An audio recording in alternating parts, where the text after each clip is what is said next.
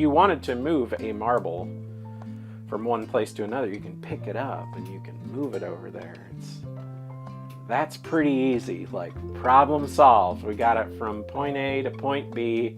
Took me a couple seconds, we're done. But I don't want to watch that.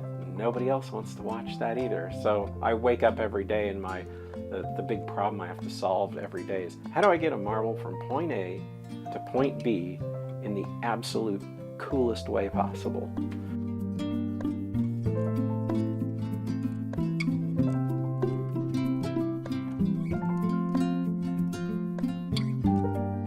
I first discovered rolling ball sculpture, thinking back on it, there were two on Sesame Street, and one was the pinball machine that's got the Pointer Sisters singing the numbers in the background. Love that thing. And that was really wacky, and it was animated. It was a cartoon, but it was that Rube Goldberg type of thing where the ball comes in and it stops, and then there's like the dog that, like, you know, or a guy on a horse like kicks it and then it goes somewhere to this other thing. And so about 13 years ago, I went with my sister and my two nieces to the Children's Museum here in Indianapolis, and we're just checking out everything.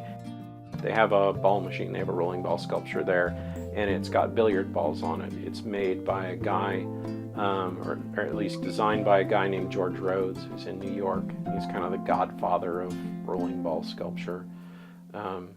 And he started, I think, back in the 70s. And I saw that, and I was completely blown away by it. I didn't want to go anywhere else. Like, can we just stand here for another 2 or 3 hours and like watch this thing run?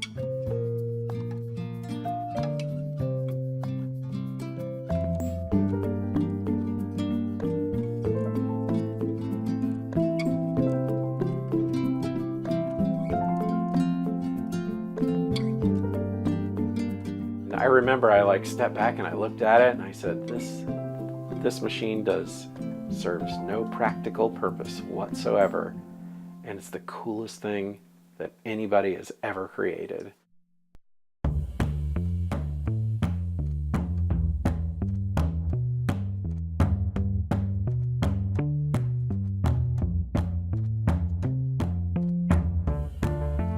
One thing, like that whole idea of, you know, second guessing yourself, that's a pretty bad deal. You know, if I had not doubted my own abilities when I was younger, I have no idea where my, you know, life would be now.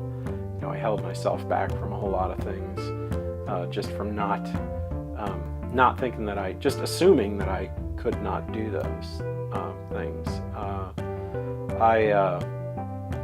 I've learned that persistence and the willingness to keep working at something will get you really, really far. Asking for help is a really big thing. I mean, so much of the stuff that I've learned, I just had to go ask people over and over and over and over again, and be, you know, willing to have people get frustrated with me, or, you know, just, you know, or people who don't want to respond anymore and I have to go find somebody else to ask. Really feeling like what I wanted to do with my life was a valid thing to do, even if it sounded crazy. Like, no, man, like this is really important. I know this sounds nuts, but this is what I want to do.